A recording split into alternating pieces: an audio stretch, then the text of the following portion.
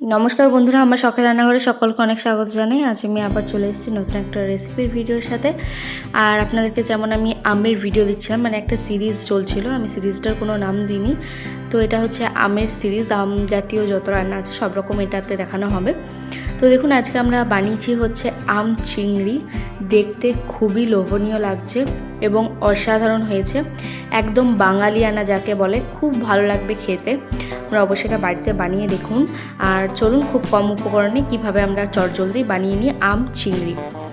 দেখুন, এখানে প্রথমেই উপকরণে আছে চিংড়ি মাছ, কোচানো পেঁয়াজ, আছে আদা রসুন শুকনো লঙ্কার পেস্ট, আছে হচ্ছে আম স্লাইস মানে গার্নিশিংয়ের জন্য, আর আছে হচ্ছে আমের পাল্প, কাঁচা আমটাকে পাল্প করে নিয়েছি, আছে শুকনো নারকেল গুঁড়া, যেগুলো গুঁড়োনো মানে যেগুলো প্যাকেটে পাওয়া যায় সেগুলো ইউজ করতে পারেন, বাড়িতে যদি আছে সেটাও ইউজ করতে পারেন, কালো সরষে, চেরা কাঁচা লঙ্কা, কালো সরষের পেস্ট, লবণ ও চিনি স্বাদ মতো এবং হলুদ। তারপর দেখুন, আমরা প্রথমে কড়াতে তেল গরম করে নেব। তেল গরম করে নেওয়ার পর দিয়ে দেব হচ্ছে ফোড়নের জন্য কালো সর্ষে এবং চেরা কাঁচা লঙ্কা। তারপর এখানে আমরা অ্যাড করেছি হচ্ছে একটু ফোড়নটা থেকে একটু ভালো গন্ধ ছেড়ে এলে তখন আমরা অ্যাড করব হচ্ছে পেঁয়াজ কোচানো। পেঁয়াজটাকে আমরা যতক্ষণ ভাজবো, মানে ততক্ষণই ভাজবো যতক্ষণ না এটা একটু রং ধরে আসছে, মানে একটু ব্রাউন হয়ে আসছে, মানে গোল্ডেন ব্রাউন যেটা আমরা বলে থাকি সেটা হয়ে আসছে। আর একটু পেঁয়াজগুলো যতক্ষণ না নরম হচ্ছে ততক্ষণ আমরা এটাকে খুব ভালোভাবে কিন্তু ভেজে নেব, যেমনটা আপনারা দেখতে পাচ্ছেন।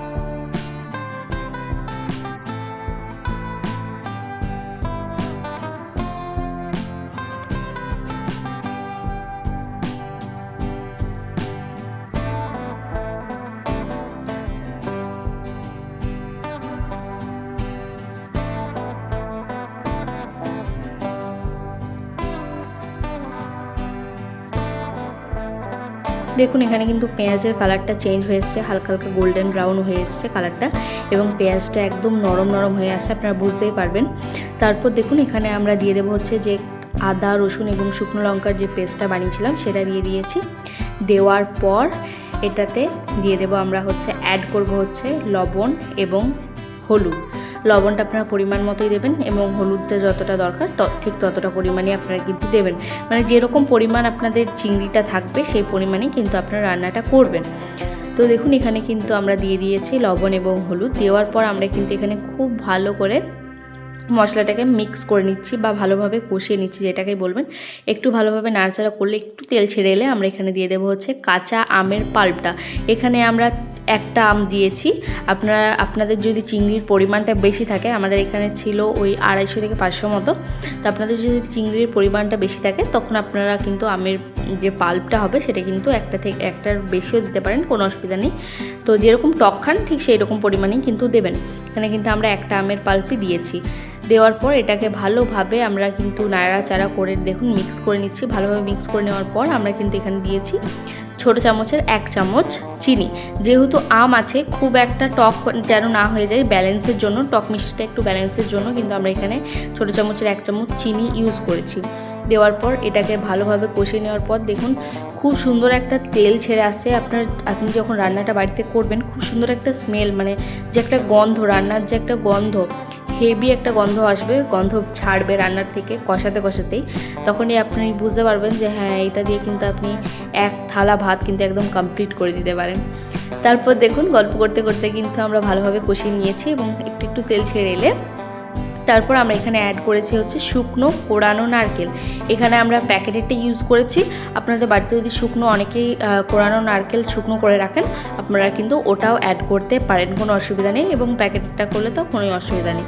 দেওয়ার পর দেখুন আমরা কিন্তু খুব ভালোভাবে এটাকে নাড়াচাড়া করে নিচ্ছি, কারণ এটাকে যত নাড়াচাড়া করবেন যে স্মেলটা তত সুন্দর হবে এবং রান্নার যে মশলা সেটা তত সুন্দর কষানো হবে।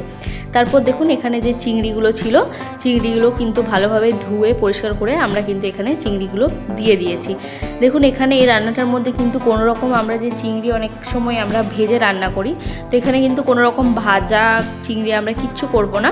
নর্মালি যে কাঁচা চিংড়িগুলো ছিল সেটা কিন্তু আমরা এখানে অ্যাড করে দিলাম মশলার মধ্যে।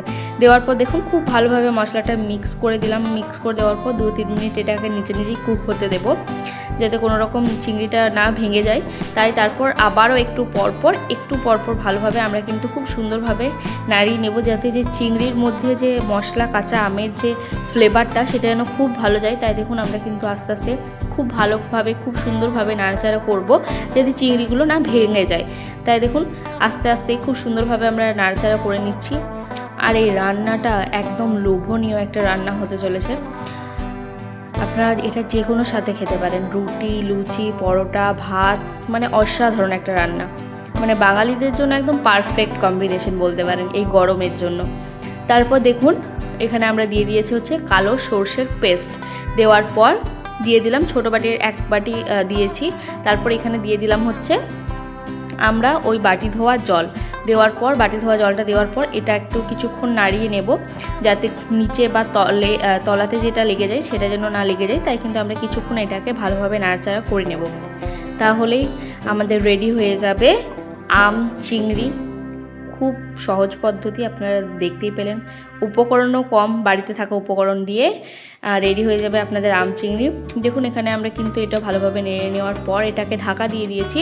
এটাকে আমরা ঢাকা খুলবো না যতক্ষণ না গ্রেভি হচ্ছে। এটা যখনই গ্রেভিতে টার্ন হয়ে যাবে, মানে পরিবর্তন করবে গ্রেভিটা জলের থেকে, তখনই কিন্তু আমাদের রান্না রেডি হয়ে যাবে আম চিংড়ি। দেখুন এখানে খুব সুন্দরভাবে ফুটছে। আর এই যে আমরা মিডিয়ামটা রেখেছি সেটা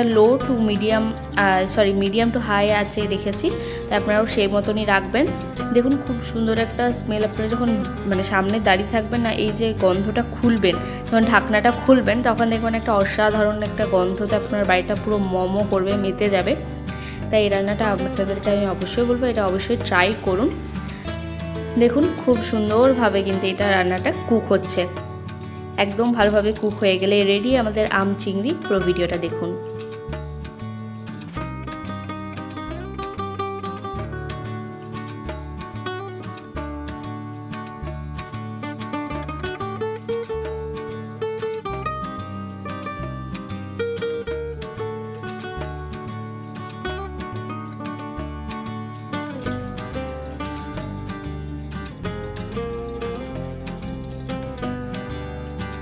দেখুন এখানে কিন্তু 5 থেকে 7 মিনিট প্রায় হয়ে গেছে। এবার আমরা কিন্তু ঢাকনাটা খুলে দেবো। আর কালারটা দেখুন অসাধারণ এসেছিল, অসাধারণ, পুরো একদম দারুণ একটা রেসিপি।